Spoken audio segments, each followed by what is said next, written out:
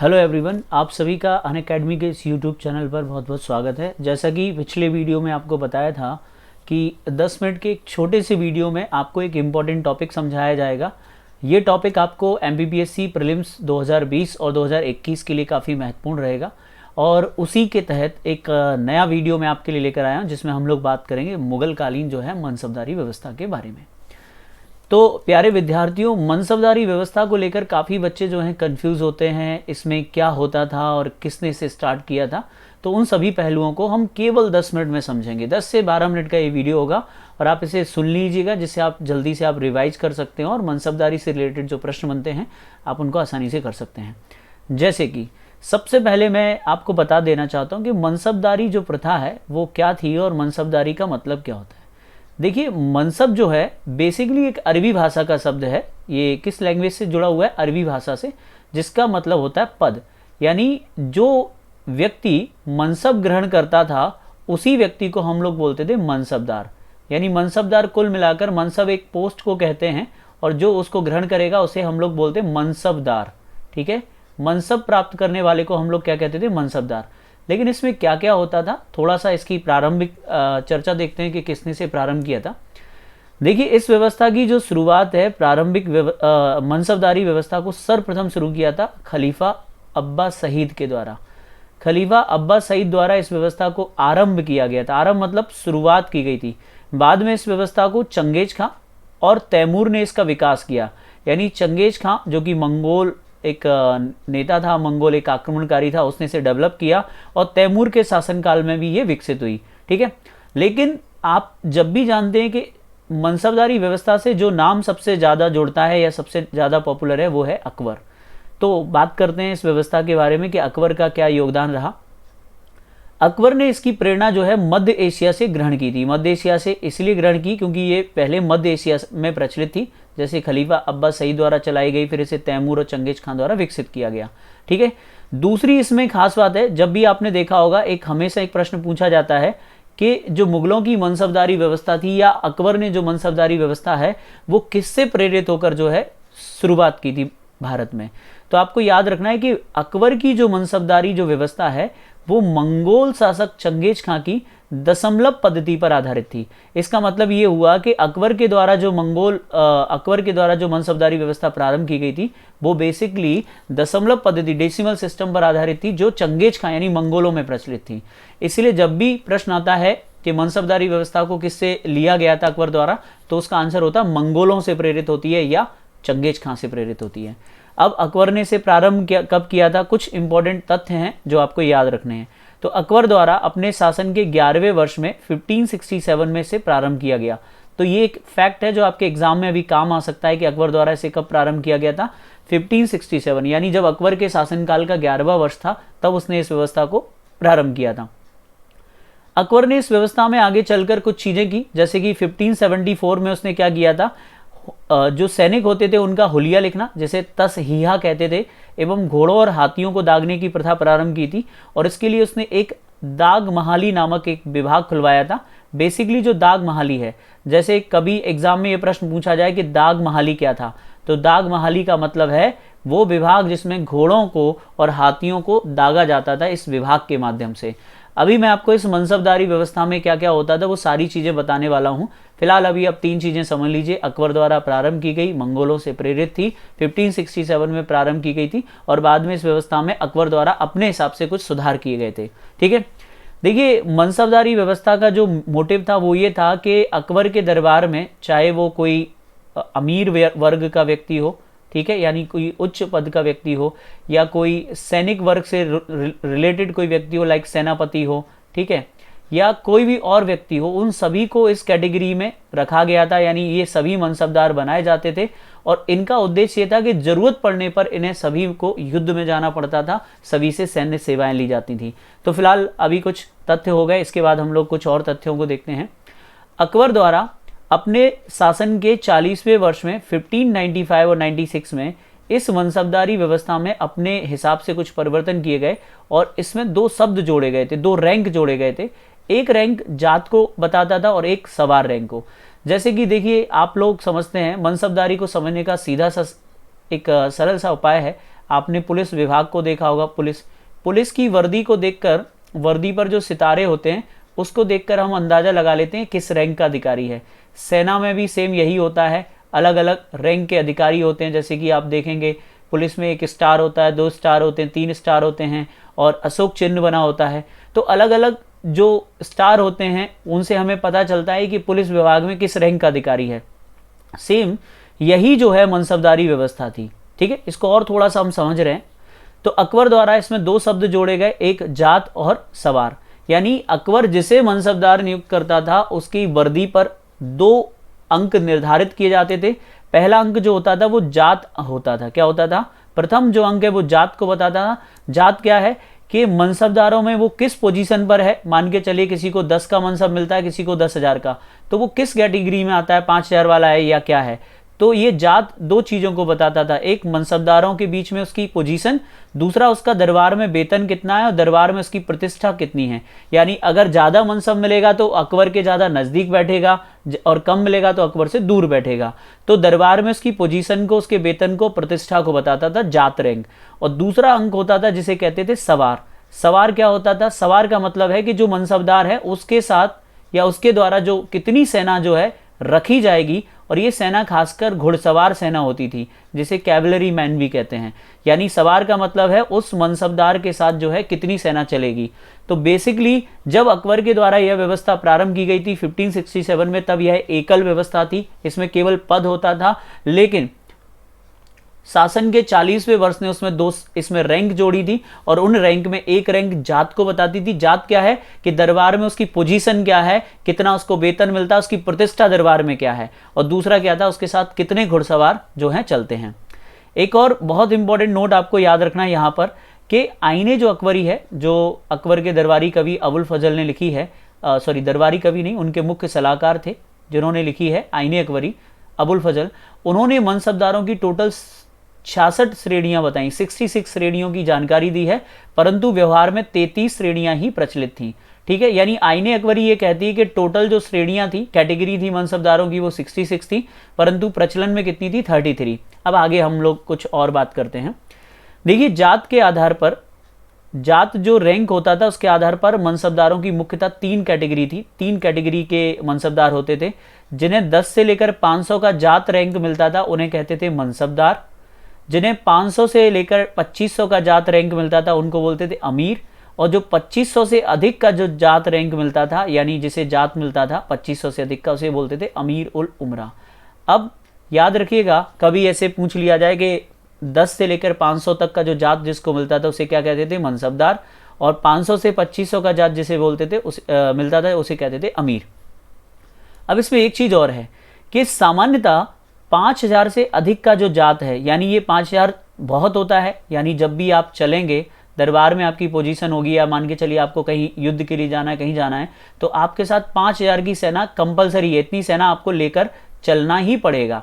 ठीक है, जो आपका सवार होता था, जात और सवार जो है वो बराबर होता था। ठीक है, यानी जो सवार है वो जात से अधिक नहीं हो सकता था। मान के चलिए किसी को 5000 का अगर जात मिल रहा है तो उसको 5000 का सवार भी रहेगा, यानी उसे अपने साथ 5000 की सेना रखना कंपलसरी रहेगा। ठीक है, तो एक और खास बात थी कि 5000 से अधिक का जो जात है वो केवल राज परिवार के लोगों के लिए होता था, यानी जो मुगल शहजादे थे, मुगल राजकुमार थे, या मुगल परिवार के जो बच्चे थे उनको दिया जाता था। जैसे कि यहाँ पर एक वेरी इंपॉर्टेंट एक पॉइंट लिखा है, एकमात्र ऐसा व्यक्ति है दारा शिकोह जिसको अपवाद स्वरूप 60,000 का जात मिला था। शाहजहां द्वारा इसे कितना? 60,000 जात का जो है मनसब दिया गया था। ये बहुत बड़ा पॉइंट है। इससे पहले अगर आप देखेंगे अकबर के शासनकाल में ये जनरली 5 और 7 होता था। अकबर ने 7000 का मनसब किसको दिया था? मानसिंह को दिया था। राजा जो भगवान दास थे मानसिंह के पिता, उनको दिया था, और मिर्जा अजीज कोका को दिया था। इसके अलावा अकबर ने 7000 का मनसब और किसी को नहीं दिया। बाकी जो है कम मनसब, यानी 5000 मनसब या उससे कम मनसब मिलता था। लेकिन बाद के जो शासक थे उनके समय में मनसब ज़्यादा दिया जाता था। जैसे कि आप देख सकते हैं दारा शिकोह को 60,000 का जो है मनसब मिला था।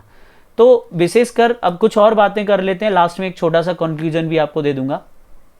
अभी लास्ट ईयर यूपीपीसीएस में एक प्रश्न पूछा गया था, बहुत अच्छा प्रश्न था, ये वेरी वेरी इंपॉर्टेंट है। क्या मनसबदारों का पद वंशानुगत होता था? तो आपको बताना नहीं, क्योंकि अगर आपने पढ़ा होगा तो आपने पढ़ा होगा जैसे कि कोई भी जो मनसबदार होता था, जैसे फॉर एग्जांपल अकबर द्वारा काबुल का मनसबदार बनाया गया किसको, मानसिंह को, लेकिन कुछ समय पश्चात जो है मानसिंह को शिफ्ट कर दिया कहां पर, तो मालवा या गुजरात में शिफ्ट कर दिया। यानी ट्रांसफर होता रहता था, एक जगह से दूसरी जगह पर ट्रांसफर होता रहता था। तो मनसबदार का पद जो है, ये बहुत इंपॉर्टेंट लाइन है, एग्जाम में बहुत पूछी जाती है, क्या वंशानुगत होता था, नहीं होता था। मनसबदारों का पद स्थानांतरणीय होता था, यानी आज इस जगह के आप मनसबदार हो, कल ही दूसरी जगह के आपको मनसबदार बना दिया जाएगा। ठीक है, मनसबदारों को जो वेतन है वो नकद और भूमि के रूप में दिया जाता था। परंतु एक और बात सुनिएगा कि जैसे अकबर के समय आप देखेंगे, अकबर ने कई राजपूत कुलों के जो लोग थे, राजपूत जो राजा थे उनको, या बड़े बड़े जो राजघरानों से जुड़े हुए लोग थे उनको मनसब दिया। अब आप समझिए, कोई बड़ा राजा क्या अकबर से नकद सैलरी लेगा? वो कहेगा कि नहीं अकबर आप एक काम करो 60,000 सिक्के दे दो, और वो बोरी उठाकर ले जाएगा, या 60,000 या 100 1 लाख चांदी के सिक्के या सोने के सिक्के ले जाएगा, उसका अपमान नहीं होगा। तो ये जो राजपूत राजा थे, ज्यादातर मनसबदार थे, उनको भूमि चाहिए थी, और ऐसी भूमि को जागीर कहते थे।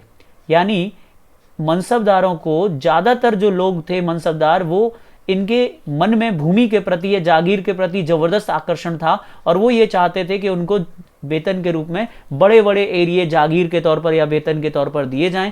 तो जैसे मान के चलिए, फॉर एग्जाम्पल समझिएगा, अकबर ने मानसिंह को अपना मनसबदार बनाया, ठीक है, किसको, मानसिंह को, और मानसिंह को 7,000 का जो है मनसब दिया।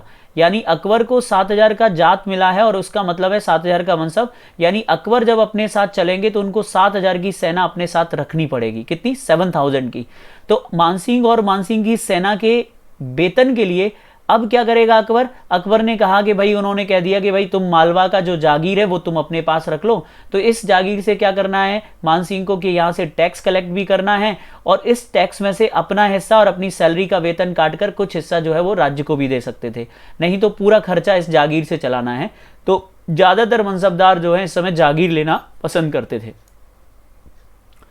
लास्ट के 3 पॉइंट बहुत ही महत्वपूर्ण है। जहांगीर द्वारा इस मनसबदारी व्यवस्था में 2 अस्पा और सिंह अस्पा व्यवस्था को प्रारंभ किया था। अब इसको जरा समझना है, कुछ बच्चे इसको नहीं समझते, बहुत इंपॉर्टेंट है। जैसा कि मैंने आपको पहले भी बताया, देखिए 2 अस्पा क्या है। अकबर के शासनकाल में यह व्यवस्था थी कि जिसको मान के चलिए 5,000 का जात मिल रहा है, तो उसका जो सवार है वो भी 5,000 होगा, उससे ज्यादा उसको सवार नहीं हो सकता था। यानी अगर आपको 5,000 का जात है तो आप 5,000 की सेना रख सकते हैं, यही नियम अकबर के समय था। लेकिन जहांगीर ने अपने कुछ खास लोगों को फायदा पहुंचाने के लिए इसमें क्या परिवर्तन कर दिया कि जात में कोई परिवर्तन नहीं किया। जहांगीर के समय बता रहा हूं मैं आपको, जहांगीर ने क्या किया, जात में कोई परिवर्तन नहीं किया और सवार को दुगना कर दिया। क्या कर दिया? सवार को दुगना कर दिया। इसका मतलब यह है कि जिसे जहांगीर ने 5,000 का जात दिया, वो 2 दुगना सवार रख सकता था। यानी वो 2 मतलब दोगुना मतलब कितना, 10,000 सवार रख सकता था, 10,000 की सेना रख सकता था। ऐसा पद पहली बार जहांगीर के द्वारा महावत खां को दिया गया था। किसको दिया गया था? महावत खां को पहली बार 2 अस्पा सिंह अस्पा जो व्यवस्था थी उसके तहत लाभान्वित किया गया था। तो जहांगीर ने इस व्यवस्था में अपने कुछ खास लोगों को फायदा पहुंचाने के लिए 2 अस्पा और सिंह अस्पा व्यवस्था प्रारंभ की थी। 2 अस्पा का मतलब है अतिरिक्त सवार, और सिंह अस्पा का मतलब है अतिरिक्त घुड़सवार और अतिरिक्त हथियार। यानी उतने ही जात में, यानी जितना आपको जात मिल रहा है उसमें आपको डबल घुड़सवार, डबल हथियार अपने पास रखने होते थे। इसी को बोला जाता है 2 अस्पा और सिंह अस्पा। आप इसे आराम से याद रख सकते हैं, वेरी इंपॉर्टेंट है। किस मुगल शासक ने 2 अस्पा और सिंह अस्पा व्यवस्था शुरू की थी, आप ये भी याद रख सकते हैं। जब शाहजहां का शासन आया तो इसने इसमें महाना वेतन प्रणाली लागू की। महाना वेतन प्रणाली का मतलब यह है कि शाहजहां, जैसे कि अभी वेतन के तौर पर जमीन दी जाती थी, लेकिन शाहजहां ने क्या किया, पूरा अपना इनकम तैयार करवाया, ब्यौरा बनवाया, और उन मनसबदारों को किसी को तिमाही यानी 3 महीने में उसको सैलरी दे दी, किसी को 6 महीने में दे दी, तो तिमाही, छमाही, इस प्रकार उसने महाना, महाना मतलब महीने के हिसाब से उसने जो है वेतन देना प्रारंभ कर दिया था। एक सबसे कॉमन प्रश्न आपने बहुत ज्यादा पढ़ा होगा, वेरी इंपॉर्टेंट। देखिए अकबर के शासनकाल में हिंदू मनसबदार जो थे उनकी संख्या कम थी, और औरंगजेब के समय हिंदू मनसबदारों की संख्या 33% थी, यानी कई गुना ज्यादा थी। अगर हम डिजिट में बात करें तो लगभग अकबर के समय 1800 करीब जो है मनसबदार थे, और औरंगजेब के समय लगभग 14,000 कुछ मनसबदार थे। तो ये मनसबदारी व्यवस्था है, इसका सिंपल सा मतलब है एडमिनिस्ट्रेशन में ट्रांसपेरेंसी लाने के लिए, और इन सभी अधिकारियों को जो उनके दरबार में बैठते थे मुगलों के, उन सभी अधिकारियों से जरूरत पड़ने पर जो है सैन्य सेवा ली जा सके, इसके लिए अकबर द्वारा ये व्यवस्था प्रारंभ की गई थी, जिसे हम लोग कहते हैं मनसबदारी व्यवस्था। उम्मीद करता हूं आपको मनसबदारी व्यवस्था समझ में आई होगी। मनसबदारी में देखिए, मनसब का जो मतलब है वो आपको बता दिया क्या होता है, पद, और जो इसे ग्रहण करता था उसे मनसबदार कहते थे।